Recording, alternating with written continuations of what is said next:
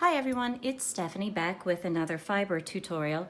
You all, I just heard this on Facebook this week and it's something that I have never heard before, so I am going to try it out for the first time here on YouTube with you. So I was reading one of my friend's Facebook posts. She's another fiber friend, and she mentioned that she was reading someone else's blog post and they were talking about drum carding. Well, I've done another video on drum carding, and as long as I've been drum carding, I've always fed the fiber into the drum carder with the ends going into the drum carder. Well, apparently we've all been doing it wrong. Apparently you're supposed to feed the fiber into the drum carder on its side. Now, I've never done that before, so I thought let's give it a shot here and we will see if it works out. I'm just using my normal sort of neutral, natural palettes, nothing that's real crazy. I've got grays and cream merino, and then I have a little bit of this nice bright purple bamboo. So nothing crazy, no crazy textures or anything like that, but I just had to try it out and let's see what works. So I'm just pulling out a little bit of fiber. I'm teasing it out the way I would normally. I'm not worrying about making this any pattern or anything like that. I'm just going to get some white fiber in here too, a little bit more. I don't know about you all, but I know a lot of people really love color with their yarns and with their fiber, and that's great. But for me, I want to create something that I would actually wear or use, and I don't wear or use a lot of combined very bright colors. I wear more subtle tones. So I've got the fiber all horizontal, and here I am rolling it into the drum carder.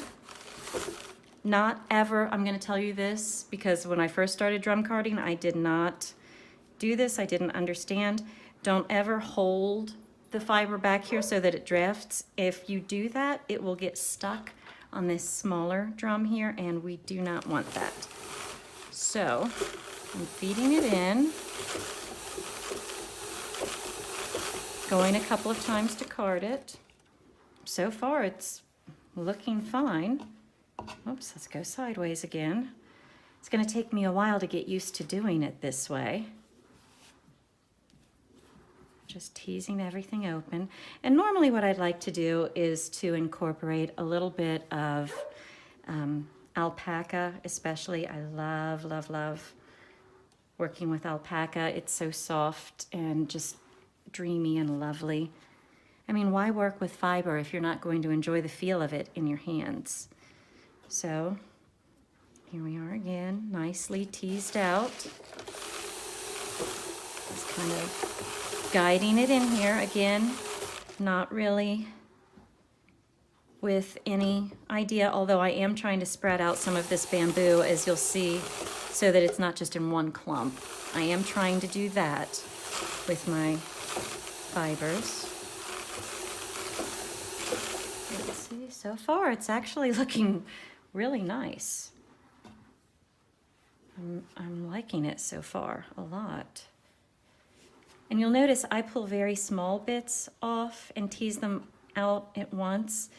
That's because I don't want a big clump of fiber in one spot. I find that it helps when you get to the spinning to just do it little bits at a time, okay? So here we go again, just feeding it onto the drum. And so far it's looking really nice. I'm gonna make this, I will not make this bat as thick as I normally do because I don't want this video to go on forever. And maybe I'll even speed up this part here so we can get to the end product sooner, because that's what we're all looking for, right? See how this experiment turns out. And put a little bit of bamboo in here. That's pretty. think it's pretty just like this, leaving it in a cloud.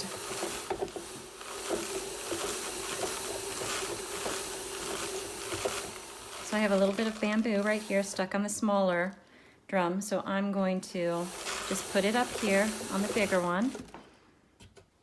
Let's put a little bit more white.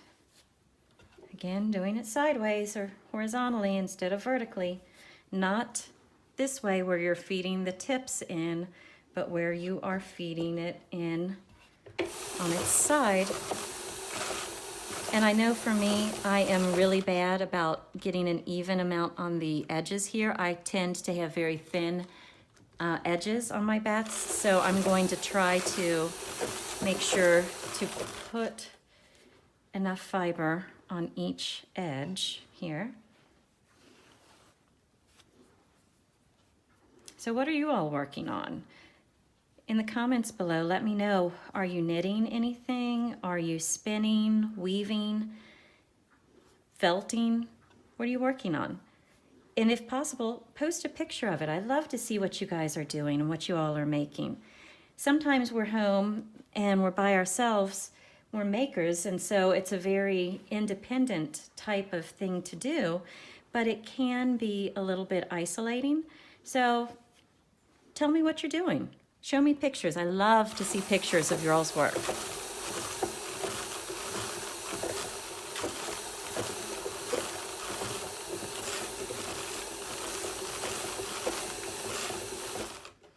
Okay, so it's looking really nice. I'm actually really liking it.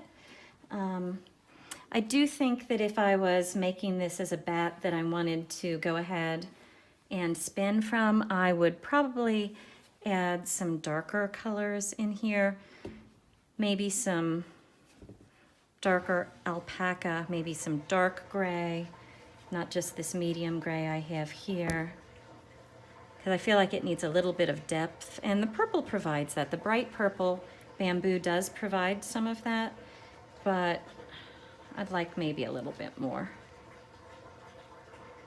So let's get this through.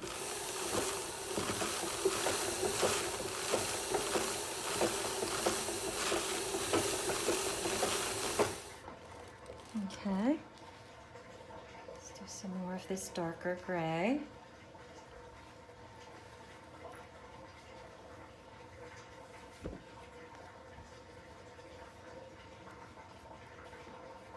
So, you know, if you all put pictures of what you're working on in the comments, and if you have any questions, I will do my best to help you troubleshoot any issues you are having. Of course, it's not always easy to troubleshoot when you are just looking at a picture, but I will do my best. I know when I was starting, sometimes I'd have so many questions, and I didn't feel like I had anyone I could really ask. So just, this is an invitation to you. Put your stuff out there. No one's going to steal your ideas. Even if they take the same idea, even if someone did the same thing I'm doing right here, right now, with the same colors, it's going to end up differently because of my voice. My voice is different than anyone's voice. And I don't mean, you know, physical voice. I mean your voice as an artist. That's what you bring to the table. It's not a particular set of colors or even ideas. It is your voice. It's the way you interpret those colors and those ideas. A lot of people really spend too much time worrying that someone is going to steal their idea, either whether it's in the art world, whether it's in writing, fibering like we're doing right now. But you all don't waste time worrying about that, okay?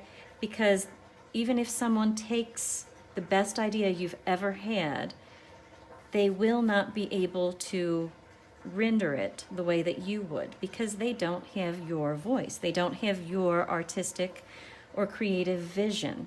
They don't manipulate and touch the fibers the way you do. So even though I'm teaching you how to spin and other things, you are still going to find your own way of holding your fiber supply, your own way of drafting, and that's as it should be, okay? It's a wonderfully forgiving medium, a wonderfully unique medium, one that we can leave our literal fingerprints on. Okay, now you see I got a little bit of fiber too close to this part of the wheel and it started pulling it into that hole. I definitely don't want that. I want fiber to the edges, but I don't want to wind up anything and be crazy. Let's see. Okay, I think for right now, for this demonstration, I have it full enough. Let's take it off and let's see what we have. So I have my little tool here that came with my drum carder, and all I'm going to do, you see this strip here, this metal strip, I'm going to put this underneath the fiber, and I'm just going to lift straight up. And that's how we separate the fiber, sort of draft it to take it off of the drum carder. Now normally I would put a lot more fiber on than I have here, but we're just experimenting. So now I'm going to roll forward with the drum carder, and I could use knitting needles or something else to help roll dowels, wooden dowels to help roll this off, but I'm just gonna use my hands right now so that I can comment on what we're doing. And I'm just, like we did with the hand cards and other things, I'm just taking this off, rolling it onto itself. And I've got to say, you all, it's actually really nice for just one pass through the carder. I like it a lot. I feel like I am having more of the fiber stick on the wheel here, on the drum. So I'm going in to lift this up, and that could just be because I've only done one pass.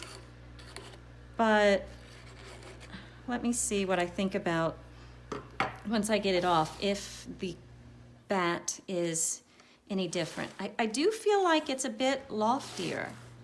I feel like it's fluffier. Get to the end here. So this is not a whole lot of fiber that I would normally put a lot more fiber. I'd guess this is probably 1 ounce of fiber.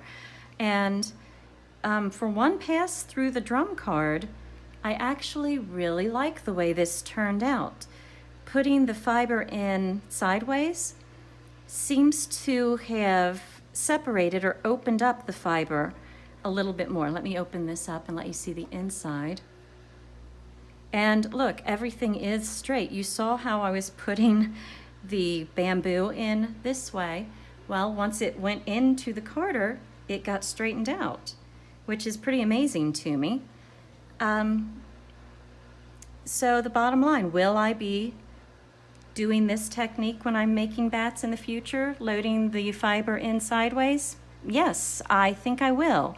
Mainly because the bat is just, it's very light and airy and lofty. I feel like putting the fiber in horizontally allows the fiber to be opened up more. The teeth of the drum carder seem to open it up and let air in there a little bit more. So yeah, I will be doing this again. Try it out. Let me know what you think. If you make a bat this way, post a picture in the comments below. I'd love to see what you all are making. But for now, I'm Stephanie Nipper. Thanks for joining me, and I hope that this was helpful to you. If it was, please like and subscribe and share the videos so that we can build a crafting community here on YouTube. Thanks again.